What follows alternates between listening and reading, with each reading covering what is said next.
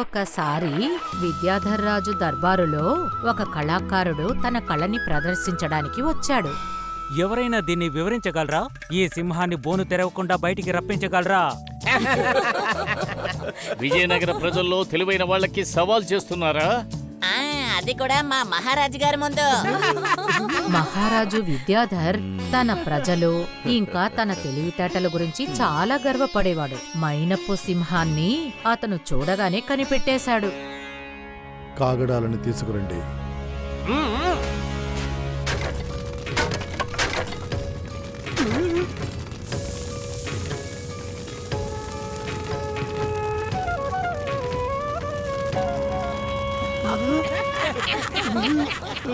మీ మైనపు సింహం బోనులోంచి బయటకు వచ్చేసిందండి. ఇది విజయనగరం. ఇక్కడ నీ తంత్రాలతో ఎవరిని దద్దమ్మల్ని చేయలేవు. నిన్ను ఏం చెయ్యాలో ఇప్పుడు ప్రజలే నిర్ణయిస్తారు. ఏంటి కళాకారుడా, సమాధానం లభించిందా? క్షమాపణ కుదరదు, శిక్ష విధించాలి. శిక్ష విధించే తీరాలి.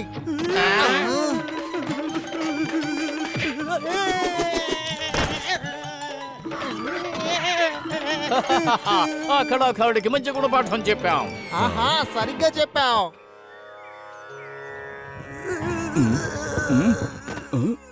నిన్ను ఈ స్థితికి తీసుకువచ్చింది ఎవరు నాయనా? రాజా విద్యాధర్ స్వామి. వారు వారి మనుషుల తెలివితేటల్ని చూసి చాలా గర్వపడుతున్నారు. ఒక కళాకారుని ఎవరైనా ఇంతలా అవమానిస్తారా? రాజా విద్యాధరుడు నా శిష్యుడే. అయినా సరే ఆయనకు మళ్ళీ గుణపాఠం నేర్పాలనుకుంటాను. ఉమేష్, హరీష్, మహేష్.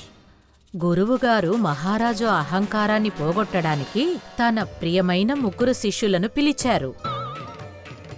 ఆజ్ఞ గురుగారు, మేము అలాగే చేస్తాం. వాళ్ళు ముగ్గురు మారువేషంలో తమ గురువుగారి ఆజ్ఞను పాటించడానికి బయలుదేరారు. ఇంకా హరీష్ తమలపాకుల కొట్టుకి వెళ్ళాడు. పెద్దయినా తమలపాకులెంత? 10 పైసలకి 200 తమలపాకులు. చాలా పెద్దవిగా ఉంటాయి. ఎన్ని కావాలి? ఈ 10 పైసలు తీసుకుని నాకు ప్రస్తుతానికి 25 తమలపాకులు ఇవ్వండి. మిగతా 175 తమలపాకుల్ని నా వాడు లేక తీసుకొస్తాడు, తనకి ఇచ్చేసేయండి. అద్భుతమైన దుప్పట్లు కొనండి. చెప్పండయ్యా, మీకు ఏం కావాలి? నాకు ఆ దుపట్టానిస్తారా అండి? ఈ కొట్లో ఉన్న వాటిల్లో మంచి దుప్పటినే ఎంచుకున్నారు. బయట ఊరా మీది 200 రూపాయలు మాత్రమే. ఈ 25 పైసలు తీసుకోండి. మిగతా 175ని ఆ తమలపాకులు కొట్టైనా మీకు ఇస్తాడు. మీరక్కడికి ఎవరినైనా పంపించి తీసుకోండి. నేను రాసిచ్చిన లేఖను ఆయనకిస్తే ఆయన ఇస్తారు.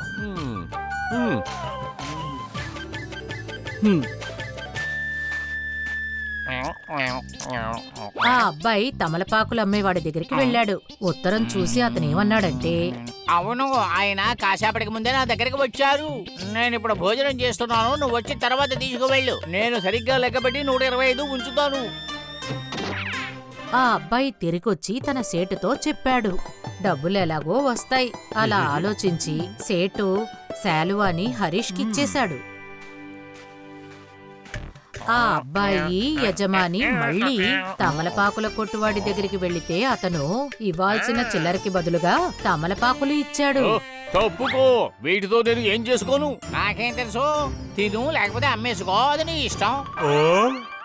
అరే, నేను నా డబ్బులు తీసుకువెళ్ళడానికి వచ్చాను. అదే ఏం డబ్బులు? ఆ అయ్యగారు ఆ పైన ఇవ్వాల్సిన తమలపాకులే కదా ఇమ్మని చెప్పారు, అది ఇచ్చేశాను. ఇద్దరూ పడిన గొడవలో ఒకవైపు తమలపాకులు ఎగిరితే మరోవైపు చిల్లర. విషయం మహారాజు దర్బారు వరకు వెళ్ళింది. మహారాజు వాళ్ళ మాటలు విని అర్థం చేసుకున్నారు. ఎవరో గాని వాళ్ళిద్దరినీ మోసం చేయడం మాత్రమే కాదు, తన ప్రజల్ని ఇంకా వారి తెలివితేటల్ని ప్రశ్నార్థకంగా మిగిల్చారు. ఆయన వెంటనే ఆదేశించారు, మన వ్యాపారులను ఎవరు మోసం చేసినా సరే వారిని ఖైదు చేసి చెరసాలలో పెట్టమని ఆజ్ఞాపిస్తున్నాను. సైనికులు హరీష్ కోసం గాలించడం మొదలుపెట్టారు.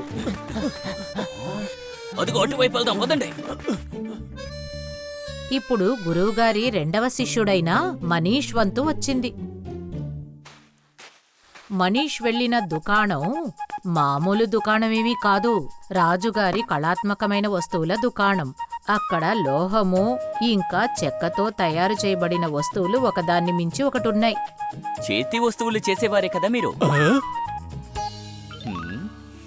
మనీష్ని ఓ గొప్ప ధనవంతుడనుకొని దుకాణదారుడు అతని దగ్గరకు వెళ్ళాడు.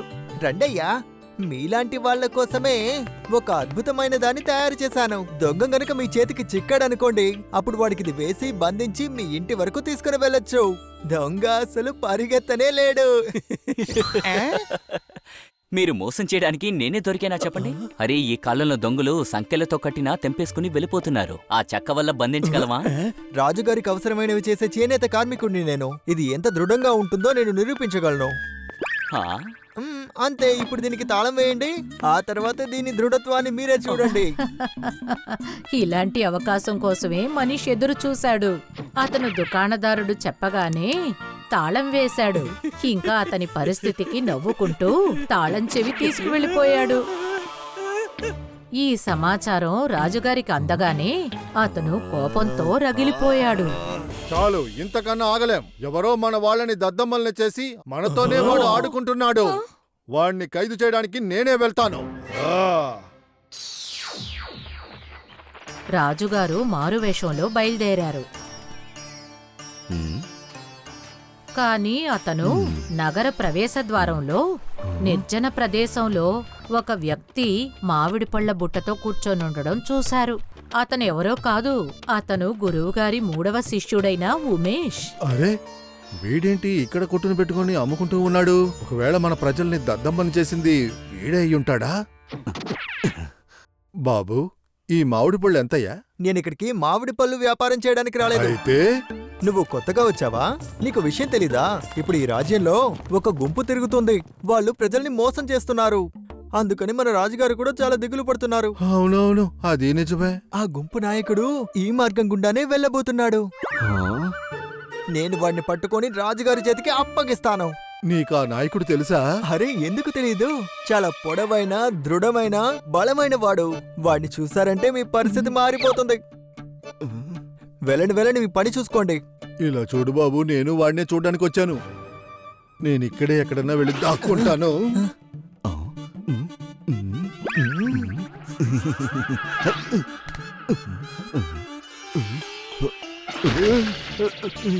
అరే, నువ్వు ఇలాగే ఆడుకుంటూ ఉన్నావంటే నేను అతన్ని పట్టుకోలేను.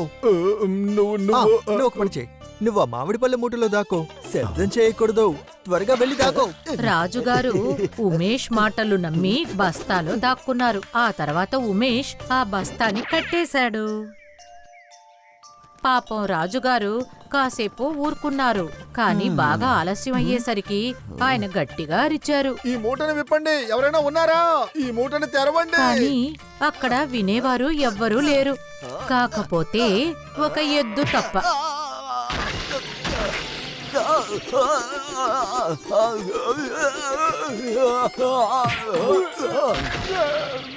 సైనికులు ఆ బస్తాను విప్పి లోపల ఏం చూశారంటే మహారాజు ఉన్నారు. ఆ నాయకుడు వచ్చాడా? మరుసటి రోజు దర్బారులో గురువుగారు ఇంకా అతని శిష్యులు అదే కళాకారుడితో రావడం చూసి విద్యాధర్ ఆశ్చర్యపోయారు.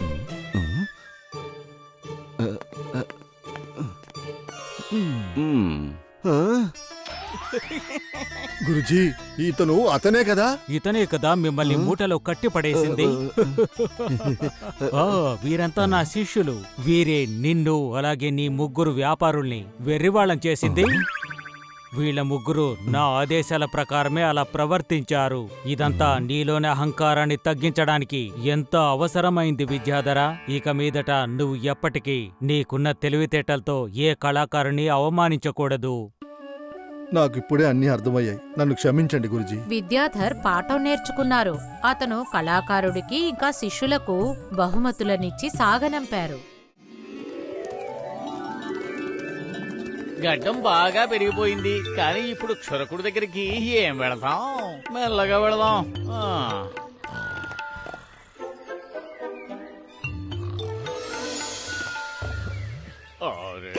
ఎవరైనా ఉన్నారా? ఎవరైనా ఉన్నారా? త్వరగా ఇలా రండి.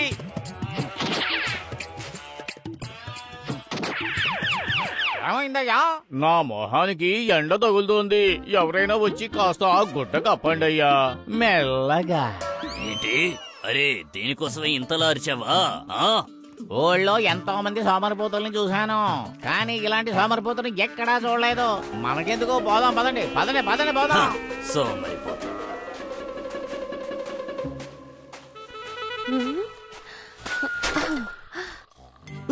ఈ పంచని ఉదంగా సెట్ దగ్గర కుదవబెట్టి కాస్త డబ్బులు తీసుకురావచ్చు కదా. ఎలాగో ఈ పంచ మీకు అసలు ఉపయోగపడబోయేదే లేదు. మీకు భోజనం పెడతాను, ఆకలేసి తినాలనిపిస్తే త్వరగా రండి. అరే త్వరగా లేసొచ్చి తినండి, భోజనం మీ దగ్గరికి ఏమీ రాదు.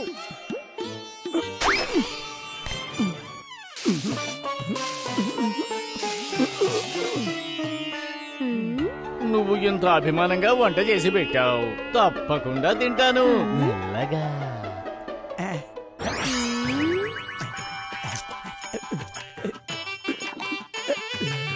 అద్భుతంగా ఉంది. అరే ఇలాగే పడుకొనే ఉండబోతున్నారా? బావి దగ్గరికి వెళ్లి నీళ్లు తోడి పెట్టండి. నీకు తెలియడం లేదా ఎంత ఎండ కాస్తుందో? ఒక్క నూతిలోనూ నీళ్లు లేవు, అన్ని నుయ్యలు ఎండిపోయాయి. మెల్లగా ఉండు. అది సరేలే, ఆకాశాన్ని పడుకొని చూసి చూసి బావి గురించి బాగా తెలిసినట్టుందే. వా వా వా వా, వెళ్ళండి. బావిలోంచి కాకపోయినా కనీసం వాగుకైనా వెళ్లి తీసుకురండి. ఆ ఏమన్నావు? వాగులోంచా? అరే నీకు అసలు ఏమైనా బుద్ధుందా? వాగు ఇక్కడి నుంచి ఎంత దూరంలో ఉంది? మెల్లగా వెళదాం. మీరు ఎలా ఇష్టపడుతున్నారో ఎక్కడి నుంచి తీసుకురావాలో తీసుకురండి. అది చాలు నాకు.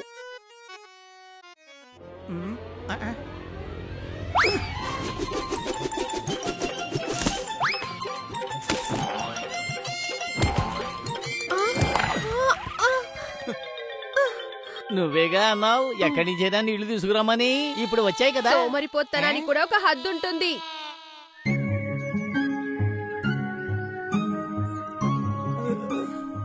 అరే సాయంకాలం అయిపోయింది, అందరూ వచ్చి ఉంటారు.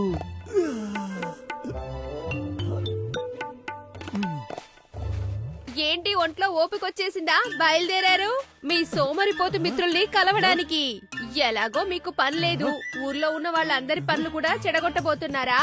అలా అంటావా? నీకో విషయం తెలుసా? సోమరిపోతుగా ఉండడం కూడా ఒక కళే, తెలుసుకో. ఇదంతా నీకెక్కడ అర్థమవుతుందిలే. సరే నేను బయలుదేరుతున్నాను, మెల్లగా.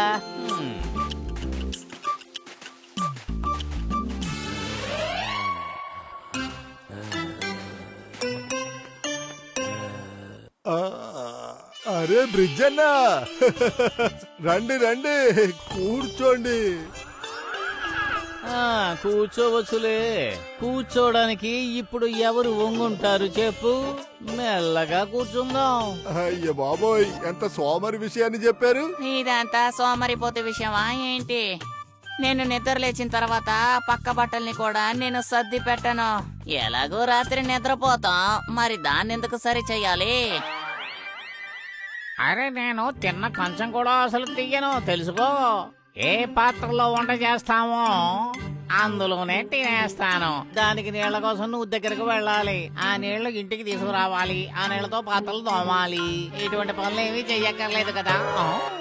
కానీ వంట చేసుకోవడానికి నీళ్లు కోసం మనం బావి వరకు వెళ్ళాలి కదా. అది నాకు ఇష్టం లేక నేను స్నానం కూడా చెయ్యట్లేదు. ఇప్పుడు చెప్పండి. ఏమిటయ్యా మీరు చేసే చిన్న చిన్న విషయాల గురించి చెప్పేశారా? మీకు చుట్టుపక్కల నూతులు ఉంటే సరే, నేను ఎంత సోమరిపోతున్నో తెలుసునా? ఒకవేళ నా గడ్డానికి నీ పండుకున్నా కూడా నేను నుయ్యి తవ్వి ఆ నీళ్లతో ఆర్పుకుంటాను, మెల్లగా. అయ్య బాబోయ్, బ్రిడ్జ్ అన్నతో మనం పోటీ వెయ్యలేం సోమరిపోతానంలో. నిప్పంటుకుంది, పారిపోండి. పరిగెత్తండి బాబోయ్, అక్కడ పరిగెత్తండి.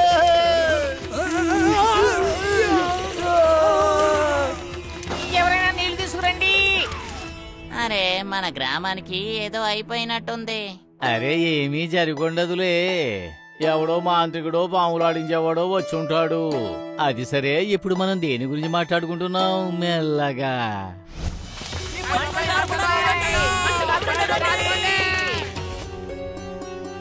అయ్యో ఏమిటయ్యా ఈ రోజు చాలా బుక్కబోతగా ఉంది. ఒక్కబోతా నాకు అలా ఏమీ అనిపించట్లేదే. మంట అరే చూరుకు నిప్పంటుకుంది. అరే, పారిపోదాం పదండి. అరే ఆగండి ఆగండి ఆగండి, మీరు ఎందుకని అనవసరంగా ఇలా టెన్షన్ అవుతున్నారు? కొంచెం సేపట్లో వర్షం వస్తుంది, అప్పుడు మంటలన్నీ ఆరిపోతాయి. మెల్లగా. ఏంటి ఇప్పుడా వర్షమా? అవును, ఒకవేళ వర్షం రాకపోయినా గాలి ఎదురుగాలిగా వస్తుంది, అప్పుడు మంటలు వాటికవే ఆరిపోతాయి. ఊరికే చూస్తూ ఉండండి మెల్లగా. అరే మనమేం అంతగా సోమరులం కాదు. మనం ప్రాణాలు కాపాడుకోవడానికి ఇంకా పారిపోవడం లేదు కూడా. రారా పారిపోదాం పదండి, పారిపోదాం. మీరున్నారే, సరే వెళ్ళండి వెళ్ళండి, నేను ఇక్కడే నిద్రపోతాను. అది ఏమిటిది? నా గడ్డానికి నిప్పంటుకుంది, కాపాడండి కాపాడండి, నా గడ్డానికి నిప్పంటుకుంది. ఎలా ఆర్పాలి ఎలా ఆర్పాలి?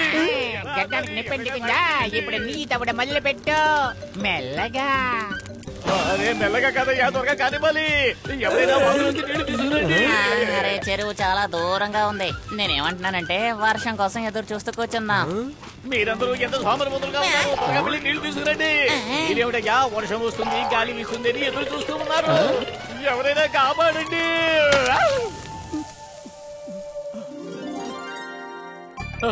నేను తప్పించుకున్నాను, మంటలు ఆరిపోయాయి. నువ్వా? మేమందరం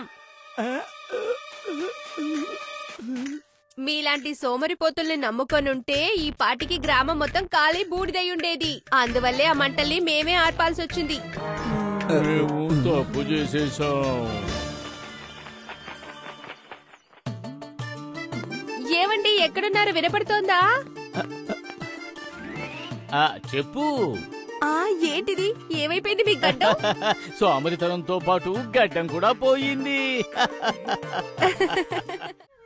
విజయనగరంలో ఒక స్త్రీ ఉండేది. ఆమె పేరు సంతోషి. ఆమె ఎక్కువగా మాట్లాడుతుంది. ఆమెకు మాట్లాడడం అంటే చాలా ఇష్టం. ఆ పక్కింట్లో ఉన్న వాళ్ళు కింద పడిపోయినా కూడా నాకు ఎలాంటి దిగులు లేదు. కానీ సురేష్ వాళ్ళ ఇంట్లో ప్రతిరోజు మేవా మలై కొంటున్నారు, కానీ నాకేం దిగులు లేదు.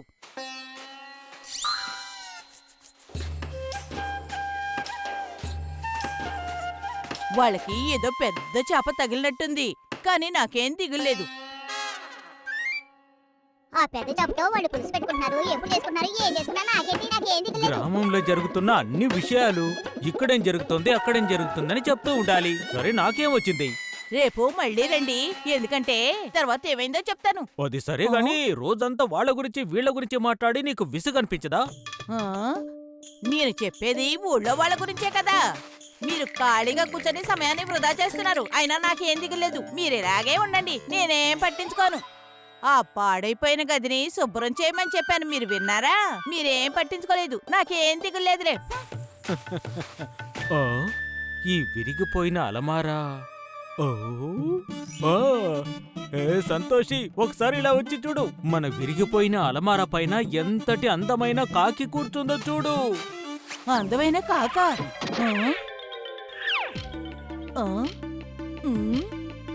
ఏమిటి అందమైన కాక?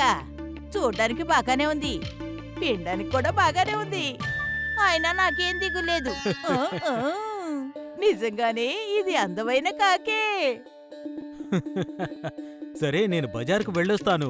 కానీ ఒక్క విషయం గుర్తుంచుకో, ఈ అద్భుతమైన కాకి గురించి ఎవ్వరికీ ఏమీ తెలియకూడదు.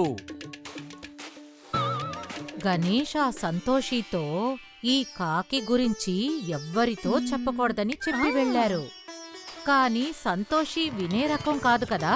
బయలుదేరింది తన పక్కింట్లో వాళ్ళందరికీ చెప్పడానికి. అరే ఇదేంటి?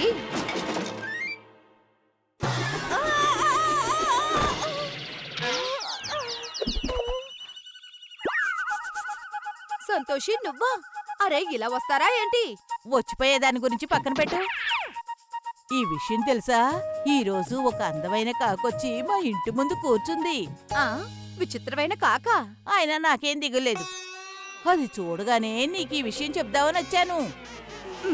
అందులో వినోదమేముంది? అరే, అది తెల్ల కాకి. తెల్ల కాక. అది ఎంత పెద్దదంటే చాలా పెద్దది. ఏనుగంతుందంటే నమ్ము. ఏంటి అంత పెద్దదా? అంత పొడవైన కొమ్ములు, అంత పొడవైన తోక.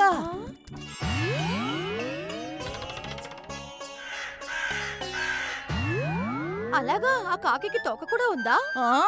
అదేగా మరి. సరే, నేను వెళ్తున్నాను. ఈ విషయం ఎవరికి చెప్పకు. ఇలా ఒక విషయం ఉందా? పొయ్యి మండుతుందో లేదో నా మనసిప్పుడు మండిపోతుంది. ఈ విషయం వెంటనే విమలావతితో చెప్పాలి.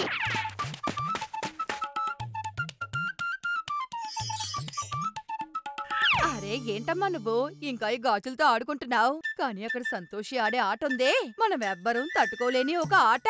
ఏమన్నా? విషయం ఏంటంటే తన ఇంటి పక్కన ఒక తెల్ల కాకి కూర్చుందంట. తెల్ల కాకి, అది కూడా చాలా పెద్దది. ఈ విషయాన్ని నేను నీతో మాత్రమే చెప్తున్నాను, ఎవరితోని ఇది చెప్పకు. అంటే మా బామ్మ చెప్పింది నిజమేనన్నమాట. ఎక్కడైనా తెల్లకాకి కనబడిందంటే అక్కడ ఖచ్చితంగా నిధి ఉండే ఉంటుంది.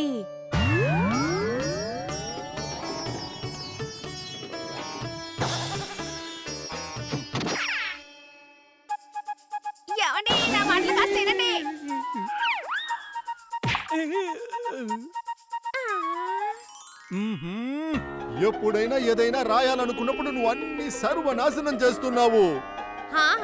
సర్వనాశనం అందరికీ జరగబోతోంది.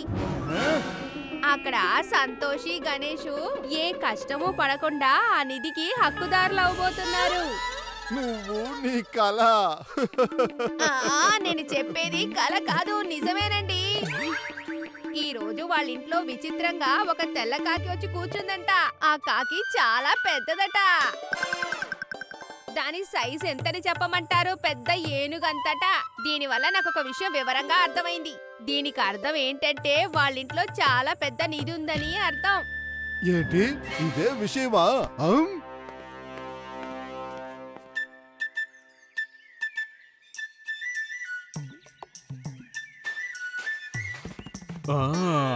సరైన మనిషికే విషయమంతా తెలిసింది. ఏ కమలేష్, ఏంటి ఇటువైపు వచ్చావో? సర్లే గాని ఏదో ఒక వినోదమైన పక్షి నీ ఇంటి వెనకాల గది మీద ఉందంటగా. నీకెలా విషయం తెలిసింది? ఈ విషయాన్ని ఎవరితోనూ చెప్పొద్దు.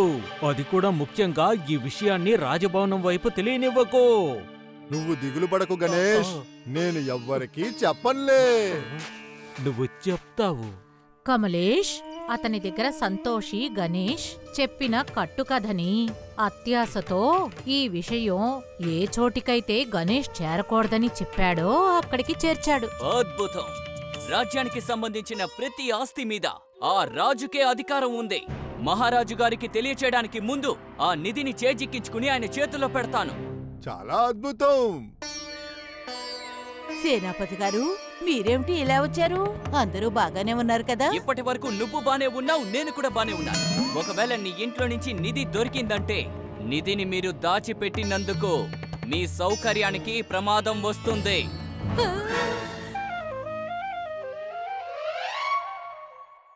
వీరులరా, ఆ పాత పడిపోయిన గదిని తవ్వే ప్రయత్నం చెయ్యండి. ఏంటి? చివరికి అక్కడ తవ్వకం మొదలుపెట్టారు. గ్రామం మొత్తం ఆ నిధి కోసం ఎదురు చూస్తూ నిలబడింది.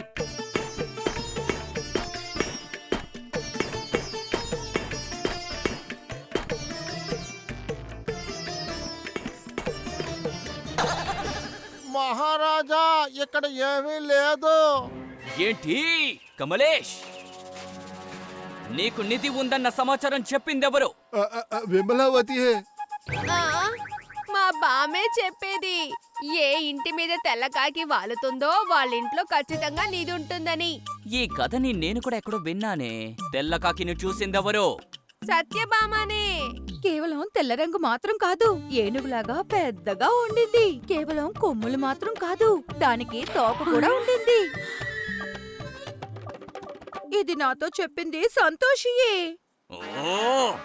అవును చెప్పాను కానీ కానీ ఏంటి? త్వరగా చెప్పు, లేకపోతే నిన్ను బంధించేస్తాను. ఆ, వద్దు వద్దు వద్దు సేనాధిపతి గారు, నన్ను క్షమించండి. అదేమిటంటే నేను ఊరికే, అయినా నాకేం తెలుసు? ఆ విషయం అందరూ చెప్పి చెప్పి అదొక నిధి నిక్షేపంలో ఉంటుందని. అయినా నాకేం దిగలేదు. ఈ రోజు నుంచి అప్రమత్తంగా ఉండండి, లేకపోతే మిమ్మల్ని శాశ్వతంగా శిరచాలలో బంధించేస్తాను. వీరులారా, బయలుదేరండి. రండయ్యా, ఇక్కడ ఏమీ లేదు. ఆ సంఘటన తర్వాత సంతోషి చెప్పింది ఎవ్వరూ వినేవారు కాదు. మీకనిపించొచ్చు ఇల్లు కూలిపోయినందుకు గణేష్కెందుకు సంతోషమని. ఎందుకంటే సంతోషికున్న అమాయకత్వాన్ని ఉపయోగించి అతను ఒక వినోదమైన కాకి ఉందని సంతోషికి అబద్ధం చెప్పారు. ఆ కారణంగానే ఎలాంటి శ్రమ లేకుండా అతను తన పాడుబడిపోయిన ఇంటిని కూల్చి అక్కడ ఒక పెద్ద తోటని తయారు చేశారు. అర్థం చేసుకున్నానమ్మా.